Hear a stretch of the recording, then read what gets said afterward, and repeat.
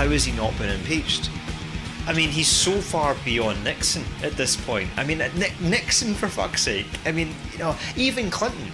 Yeah, the guy got a blowjob in the fucking Oval Office.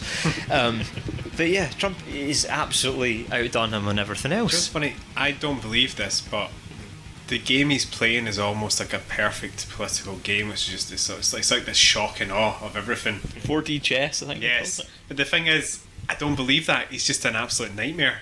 I did not understand when I was in school, when I was being taught about the rise of the Nazis, how this could happen. It was incomprehensible to me how this could happen. Now, looking at this year, 2018, it's obvious how this fucking happened. Because you look at the number of people that are just still making money hand over fist on this shit. Like, the fact that InfoWars is still a thing and popular and making money is incredible, given how offensively awful their shit is. It's not even InfoWars though, and people have done this in America. They're calling out all the major news networks, even the ones he's attacking. They helped his rise by promoting him because, like, it was headline grabbing stuff. Look at what he's doing, isn't it so ridiculous? They're making more advertising money, and it just kind of goes on and on.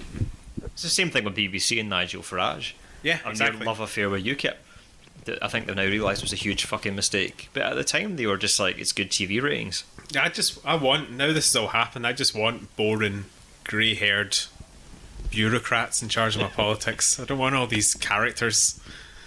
I've had enough of them. At the moment with politics, you've got so many simpletons in charge.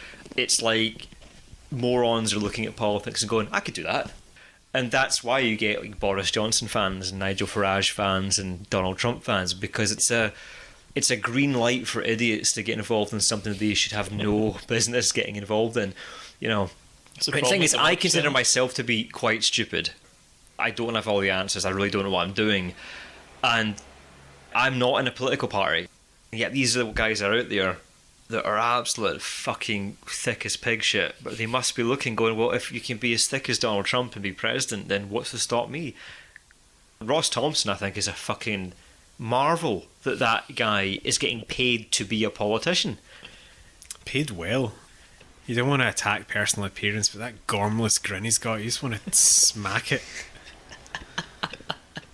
Oh, he's a nightmare. It does make me believe that the Tory party may eventually die, because if those are the people that are going to inherit it, there's no fucking way that's going to last. I mean, the SNP crop, you know, okay, they lost a lot of good people at the last election, but at least you can kind of look around that party and go, oh yeah, there's enough young people in here that seem to know what the fuck they're doing. This party will have a future. You don't think you can fucking say that about the Tories at all now. These lot just kind of snuck in because they got a councillor gig, and basically off the back of the anti-SNP vote or unionist vote, they've managed to win a few seats, and they've just kind of snuck in, which you could argue is the same for some of the SNP MPs, but they seem to have risen more to the professionalism of it, I would say. I think like the SNP lineup now, although they lost some people at the last election, I do think it's comparatively in politics, they're very good. Comparatively. I wouldn't mind the Tories as much if the Scottish Tories actually represented where they were from in Scotland, but they just fall in line with the British party. Like, they don't really care about their constituency. I'm always amazed when I meet a Scottish Tory. Especially if they're rich and upper class, I'm like, okay, I kind of get it from that point of view. But if they're not, I still don't understand where they're coming from. It's bewildering to me. They did go through a phase, the Tories, where they tried to mark themselves as like the party that was for like the working person of the country, the real working class party. That was their big thing, to try and suck up some of those UKIP voters and some Labour people. It's fucking insane that anyone could be so stupid as to believe that.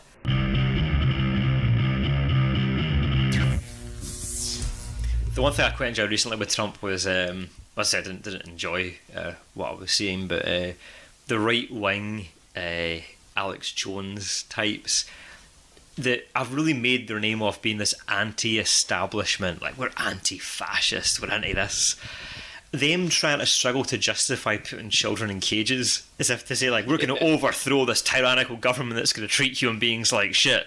But here's why putting a child in a cage with 20 other kids is absolutely fine. That fucking blew my mind. Yeah, they had all these conspiracy theories about FEMA camps and all this. But there it is. It's like, well, that's happening right in front of your eyes now. What are you doing about it? And they're all denying it, going, oh, this is fine, it's alright when it happens to Mexicans. You're like, what the fuck are you on about? It's like, it's going to be like Nazi Germany when Obama gets in. They're going like, Obama didn't fucking do that. Your guy did, you stupid pricks. Yeah, when you read that stuff, you are actually going, oh, okay, they are actually sliding into fascism. Yeah. It's not like a jokey tweet. It's like they're becoming a fascist country. I think it's almost that's what's more shocking. It's not as much as obviously it is horrendous that, you know, you've got like 20 kids at a time being packed into a metal cage. That is disgusting. But that is shocking on that level. What I think is even more shocking is the fact that there's so many Americans that are going, that's fine. That's fucking frightening, because that's what you actually see. This is how Hitler fucking did it. Because the number of folk out there like this that are just, it's alright. It won't happen to us. You know, it's crazy that these are the kind of people that if their neighbours just vanished overnight, they'd be like, it's alright, don't worry about it. Definitely, you know? Significantly worse than it was before, you know, and the fact that they are separating these kids out. Mm-hmm. But having said that, they were still putting them in a camp before that, you know, throughout Obama's time, whatever. You know, they were with their parents, but it's not really that much better. It's like marginally better. Yeah. And even at that, like we do that. We lock up, you know, refugees, and even just our immigration policy, letting people live in horrible circumstances abroad and not letting them come for a better life. You know, those kids are dying of like malaria and like totally curable, treatable diseases, and we're just letting that happen. Where you're born is a complete luck of the draw anyway. And I always say that if you've got the guts to get on a fucking raft and try and cross the ocean to get here, like, you fucking deserve it. Because I did nothing. I got all this shit for free. You know, you fucking earned it. You worked for this stuff. Oh, they don't want to work. Really? You know, would you have the balls to fucking do what they did? Now, you could argue it might be more guts than brains, as it were, because it's a fairly stupid, borderline suicidal thing to attempt. But still, you know, fucking hell, if you want to do that, you know, to get away from where you're at, like, the least you could do is open your fucking door. Yeah, there seems to be a complete lack of empathy in the modern world. They say, oh, they come here illegally and on a raft, but it's like, I'm not a parent, but I can imagine, like, you must be completely desperate if you're going to go on a dodgy raft to cross the Mediterranean with your young children. Like, you're not going to do that to go and, like, oh, I'm going to go steal a job and exploit their system. So our approach is very much like, yeah, fucking come on in, you've earned it, whatever else, open doors. The alternative seems to be send them back where they came from and do business deals with the governments that make them suffer. And that's fucking insane to me. It's like, so we're going to do all these business deals with these governments to benefit ourselves and to benefit that government and make more money, knowing that these people are living like shit and would risk that to get here. And it's fucking mental, the way that we're just like, no, that makes sense. That's the way things are done. You're like, what are you on about? You know, especially America. America has ridiculous amounts of wealth. It's just all concentrated in the top bracket. So they pit everyone else against each other when there is enough money to go around. And what you tend to find as well, when we're pitted against each other, the foreigners tend to do better than us half the time because they're willing to fucking work. I was going to say, if you fucking survive a raft crossing in the Med where you're going to get killed in your own country, of course you'll take any job you can get and like work as well as you can, you know? That's the problem we've got, because Brexit's not going to work because we're too fucking lazy to do it. Because it's a lot about the fruit pickers. Now, admittedly, we'll probably come up with a fucking machine in a few years that will do that automatically anyway. But at the same time, these kids are going to fucking do that. I know, I can remember being 16, and if someone told me, you know what you want to do, Chris, would be a fruit picker, I told you to fuck off. Nowadays, the older me would go back in time and say, fucking humble yourself, you little shit. You know, do what you have to do. But no. Because the thing is, we're raised to be arrogant. We're raised to think we're better. We have to achieve this. You have to have status in society. So you can't have it both ways. You can't tell a generation where, like, unless you're a lawyer, you're a fucking failure. And then also tell them, but we need fruit pickers. It doesn't work like that. It only works like that if you're going to bring in the foreign labour to cover for it. But I think it was 2 years ago. It was around the before the EU vote. The BBC News went to, like, outside a job centre in Bradford, or some English shithole, let's be honest. And they were asking them, why are you voting for Brexit? And they were like, oh, jobs, blah blah blah, immigrants. And they're like, well, like 90% of the jobs here is like fruit pickers or cleaners. Would you do that? No. Yep. And like maybe they feel entitled to some sort of office work or blah blah blah, but it's like, well, if you're not going to do those jobs, then why are you so against people coming in and doing it? You know, you get people that will say like, "Oh, I work in Pizza Hut," and it's always like kind of ashamed, like, "Don't, oh shit, don't judge me." You know, I'm 32 and I work in Pizza Hut, and I'm going, "There's nothing wrong with that." But that's how you're raised to think that that's something you're an embarrassment if you're doing that in your 30s. Going, why? You can make good money, go up to manager, start running the place, and I don't understand why that's come in. But I think that's the problem with the baby boomer generation, that they get annoyed, like, oh, these young kids aren't wanting to go out there and work, but they also shame them unless they're doing a job that they deem to be a certain level of status. And I don't agree with that at all. There's nothing wrong with working in a customer service job. You might hate it, rightly. I did for a couple of years, and it fucking sucks. But there's nothing shameful about it. You're still making the effort to go out there and do it. And these are the people who never get the fucking pat on the back for doing it.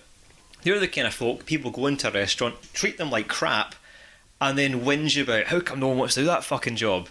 Because of you fucking arsehole, making it so fucking difficult. It's always people that have never worked in retail or a service job that treat the staff like shit.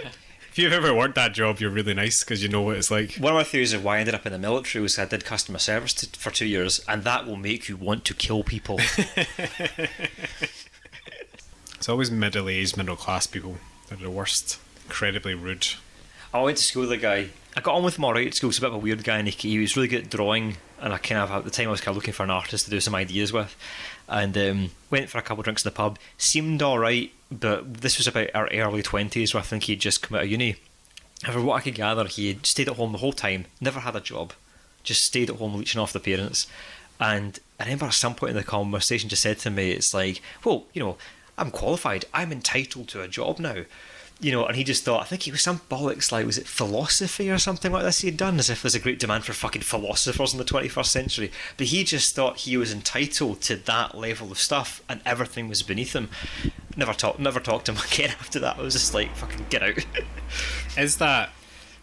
Is it really all his fault though, if that's what he's been fed? Well, that's yeah. So not to defend him, because I still think it's a terrible attitude to take. But again, I'm not really defending him. He sounds annoying. But that's yeah. What I was trying to get to there was the fact that I think his parents had okayed that, as if that they, you know, it would be shameful for, you know, their son to be embarrassed by lowering himself to, you know, earning some fucking cash. Society has not managed people's expectations very well. They need to either acknowledge that school is a jumping off point to go to uni, or it's a way to get employed, because it's not set up like that at the moment. It's like they're trying to tell you, oh, we'll educate you for work, but they don't. They educate you for uni. And the thing about unis is, as much as we get grants for it, it's still a private business. So some idiot can go on, here's a degree in philosophy mixed with art and design, and, you know, something that's never going to get you any fucking work ever. And some guy comes up with this course, makes a boatload of cash on it, and we all sign up to it because we're numpties with this idealistic view of the world. Oh, I'm going to be this big thing in the media business after this. Here's your cash via the government. The guy makes money, but you get nothing out of it. Most of the degrees are a racket. There's Obviously, a few proper vocational ones, like medicine's always going to be kind of vocational, engineering. But even the ones even related to science, it's like, you don't really need to pay that amount of money to do the degree. You can, if you need to know so much of this knowledge, you can actually learn it on the internet.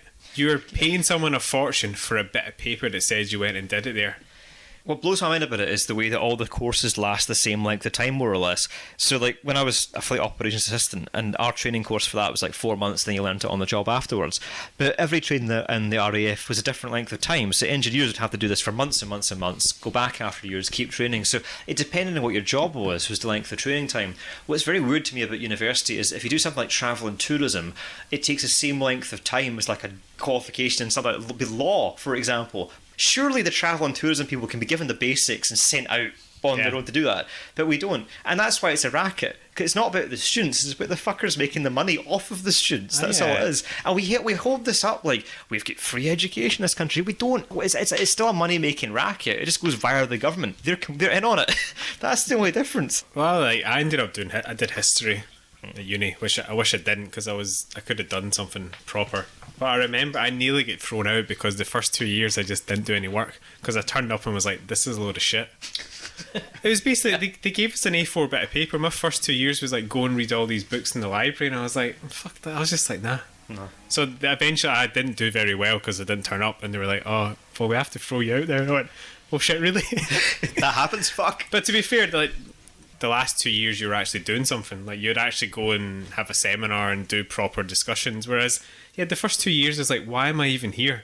Yeah. And it's like, if you're in England paying $9,000 a year, it's like, what is the point of this? Yeah, I mean, like, you've been taken for a fucking ride. Exactly, for that money. yeah. It's a joke. But that's, I mean, it's like, if you know the skills you need to get work, and presumably the people that put the course together will know those skills as well, just give them that and pat them out. So if you can be fully trained in 6 months, why would you drag out for 4 fucking years? It's madness. But it's because it's a money-making exercise for people that come up with these bullshit courses. Especially a lot of the post-grad people, I think they'd be happy to say, here's 12 grand, just give me your fucking bit of paper. I don't need to go through the pretend 2 years of study or whatever it is. The thing that annoys me the most about education is the fact that the one thing that you need to survive in this world is confidence.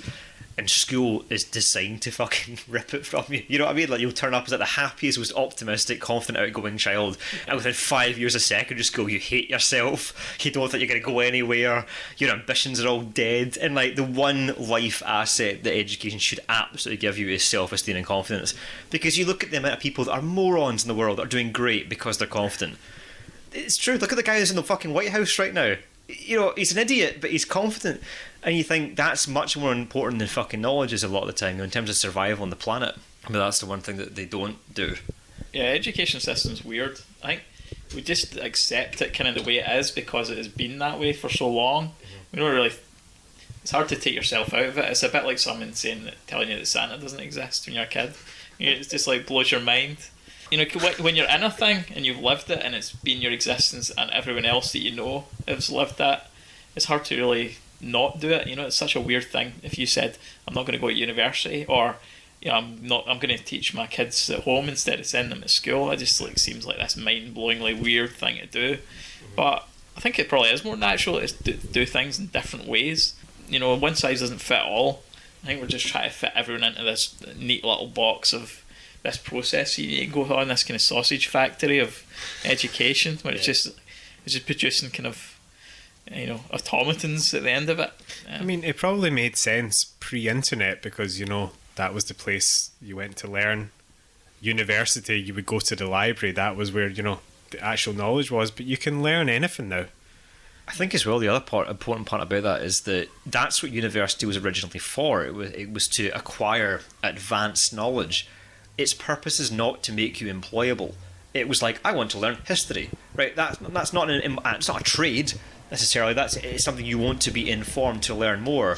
Whereas I think one thing that I don't like the way that the school system, it's not just under the SNP, it's back when Labour did it too. It is totally geared towards this idea that you go to uni and everything will just be great. And like, there's no understanding that a lot of the courses that they offer they're not trade skill based. So I'm a very big advocate for, like, you know, apprenticeships, college courses. But I remember when I was at school distinctly telling them I do not want to go to uni, and it was like them going like, well, we don't know what to do. What? Because that was what they were taught. The ambition was to get the kids. You had 5th and 6th year, get all your hires, and you got to uni. That was the target. That was what they wanted. And for anyone like me, that was like, oh, I hate classrooms. So what's your fucking answer now? There was nothing, absolutely nothing at all. Looking back, what I should have done is probably leave school, possibly as early as 14 or 15, and do everything through college. That's my regret now, because back then it was the rounded education was in place, where basically, rather than going like, well, I know what I'm good at, I knew that from when I was like fucking 8 years old. I knew kind of I can do words really well, I can do this, I can do that, this is what I should go and do. But they wanted to fucking take that away from you and level you out to force me to do things like economics, which I cannot do at all, because I thought it was nonsense. It's interesting how the society kind of puts these pressures on people, because when I went to Australia, they never really had much of a recession and their economy was still quite vibrant. The idea of a tradie, that's what they call tradies, like, you know, electrician, plumber, that's seen as like it's like a really viable, excellent career choice, and they make a lot of money, and it's, you know, salt of the earth work. Whereas even still in the UK, it's still, even now, is still kind of seen as like blue collar work. Yeah. Only kind of the school failures go that route. Whereas looking back on it, I was always kind of academic focused, but if someone went to me, here, listen, you could be a plumber, then you could start your own business. Yeah. By the time you're 30, you could be loaded, and you'd be like, oh, maybe I want to do that, actually, you know? I've always got more respect for people that do that kind of work. Like, because I love the way that a lot of people that goes like, these young kids, they don't do any work. But you look at middle managers and just go like, what do you do? Like everywhere you work, you always see that guy. You're going like, you're getting paid all this money. And I don't mind getting paid hardly anything to Sky. That's fine. But when you're earning that level of salary, it's like, Jesus, man. You know. But yeah, I've always. The thing is, well, if someone says to me in the pub, I'm an electrician, I can get a conversation out of that. And I always find it so difficult where you get those weird, obscure middle management jobs, and you're like, what? What do you do? Was it nice to say pen? It used to be pen pushers. That was the derogatory term. But I was like, no one's used a pen for about 20 years. But I ask myself that about my job all the time. It's like, what am I doing here? What skill do I actually have? There's like some technical aspects to what I do which will save it, but in the long run, an AI robot will do what I do comfortably in the next 10, 15 years. I can't wait. Once Google Sheets gets a fucking interactive voice control on it, I'm fucked.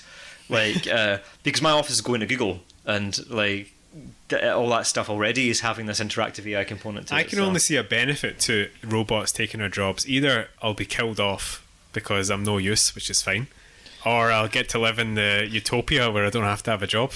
So it's win-win as far as I'm concerned. That's a dream. I think we just all need to own the robots and become the capitalists, and the robots will be our slaves. That's the future I dream about. The guys that I know that have done the best at school, at least, you know, who I used to hang about with, are the guys that have done computing. If you can program and stuff like that, they're doing really well. And they'll last, because that's going to be a skill regardless, until the robots can program themselves. Will, but a lot of them might need to retrain themselves into the programming's geared towards the automation. Yeah. Because there will come a point where AI can do a lot of the programming that they do better than the programmers. Aye. Is that when you read into it, your brain starts to hurt because you're like, where are we going? Like, aye. But that's why, like, my sort of dad's generation I was talking about, like, you know, the immigrants taking the jobs, going like, you guys have got no idea what's around the corner. Because see, in the fucking Poland, they'll have the robots too, and their jobs will be going to the fucking robots, seeing what is. The only thing I will take back is my belief in self-driving cars, because they've killed, like, what's the death toll now? They keep hitting people. I won one that fucking went on fire spontaneously a while back as well. Aye, but when they hit the people, it turns out that it's the person's fault. Like, so if a driver was driving the car, the person still would have got hit. Aye, but not as quickly. Because I think what happened in the example I read was the car fully confidently ran over the person, whereas you probably go, oh shit, and you'd hit the brake, was that just kept going. It's like, nah, it's a plastic bag, I'm just driving through this. And then only after impact went, I think I've hit something, you know. I'm willing to take that risk if it means I can go out bevying. My car will drive me home itself. There's bound to be a few kind of glitches till we get it right. I love the way, though, the question of who do you sue if you get hit by one, because do you sue like the manufacturer of the car, the satellite navigation system, like who do you actually put the blame on? Because nowadays it's just between drivers, it's a human thing, whereas in the future, like, how does that fucking work? Would it just be factored into insurance maybe? Yeah, but again, like, how does that, I don't even begin to understand how that operates, you know, because if you think of all the different components that might get made by multiple different manufacturers, so if the sensors fail on it, is that the responsibility of the actual car manufacturer? Like, you know, because I'm sure Honda get their parts from loads of different places. So it's a fucking minefield where that's all going to end up. Yeah. I think trucking will probably take off. I think auto driving trucks, I can see the logistics industry will be fucking revolutionised with that shit. Especially in America, where it is pretty much straight roads. Yeah. And I think there's something like 80% of American states, the biggest job is a truck driver. Yeah, that's right. It's amazing, isn't it? It's going to have an unbelievable effect on the whole country if they all get automated. It's kind of mental how they complain about immigration, yet they have these huge stretches of land where just nothing's there. You know, it's like, maybe you could build some houses, more cities, you know, in between, so the driver wouldn't be sat there for 6 hours in a desert. He could be going through towns and places. Even, to be honest, Scotland is mostly empty if you think about it. We've actually got quite a big landmass for only like 5.3 million people. I think we should convert the Highlands into like a huge refugee camp that could develop over time, become its own little city. I'd be well up for that. There's no way you can say this country, given its fucking, you know, land to people ratio, is overpopulated. It's just that we haven't built any more fucking houses yet. Yeah, people say we're full. I know. It's like, have you ever been to Scotland? So I could go 5 minutes up the road and it's just barren fields for fucking miles. Well, no, it's like, yeah, and I'm in the middle of fucking Glasgow. You drive 20 minutes north and you're basically driving in wilderness until Fort William and then Inverness. Exactly. There's nothing. Yeah. they're just going, oh, we're full, can't take any more. I think it's like less than 1% of the land mass is built on. It goes to show that if you are like the EDL or something like that, how out of your way you'd have to go to never leave your hometown to have that worldview. Do you know what I mean? Like literally a 2-minute car ride up the road would just blow that argument apart for me. But down south it's the same way. I'm sure if you go outside these tiny little villages or these cities, you're immediately in this open countryside. Ah, but we're full. We should do it. A new city in the Highlands. Yeah. Well, we'd start off as being like a camp, but then in the same way that every town, and city in the world has started from that base level of like, kind of frontierville, and it builds up. What they need to do is give me multicultural world, an island like Mull or something. I'll turn it into a libertarian city-state like Hong Kong. It'll just be like this huge metropolis. It's like Escape from New York. Yeah. It's like that kind of walled off area the libertarians can go live in. I think that's what that would massively benefit humanity. There should be a place where like all the angry young men can go, and it is like the fucking purge. And you just fly in the air, do your shit, and that's it. We agree that's where all that crap goes down. Be so healthy for the world. This is it, all you libertarians, like, you're the ones that would die first if there was ever like not so much here in America. You look at them and you're like, you would be the first to get killed. Who are you kidding? Aye. Have you heard of seasteading? No. So this is an idea. It's kind of like, well, it's quite hard to do a city-state because all the land mass is kind of, everyone's got dibs on it, So what are you supposed to do if you want to start a new country or whatever? So these guys have got this idea to do it in the sea, to just start a new country on the sea. So yeah, they're quite advanced in terms of like the idea is now like it looks like it will probably well happen at some point. They're still trying to get money together and stuff, but there's a lot of people interested in it just in terms of trying out different things, different jurisdictions of law. And are they reclaiming land, or is it going to be like a floating? Well, there's a few different ideas. I think one is like going to be like inside like an atoll somewhere. It would either be humanity at its best or absolute worst. Yeah. But they would have law. They've got like they want to try out different ideas of ways of doing society. It'd be interesting, like just as an experiment. You could have a wee communist bit. You could have a wee. Well, that's my theory on how it's all going to end up. That eventually, especially when you put space travel into it, that is exactly what will happen. They're like there'll be Christian world and there'll be Muslim world, and they'll just go to their own little bits, and I'll have a big mix-up bit where we're all brown and we're having sex all the time. It'd be great.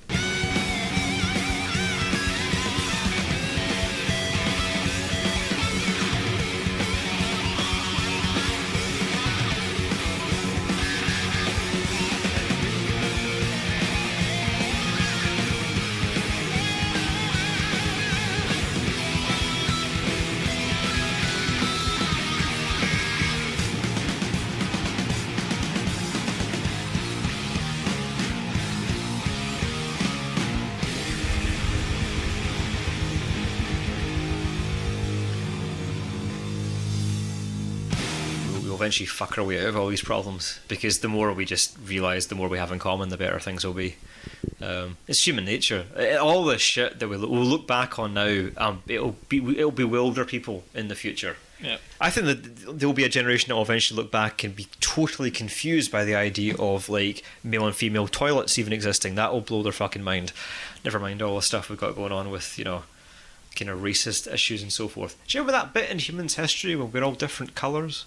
I think we'll all become like cyborg robots, uploaded to clouds. Nah. Yeah, I'm up for that. I'd like to upload my brain. Get out of our meat bodies. These useless meat sacks we're having to carry around all day. Always breaking down and hurting.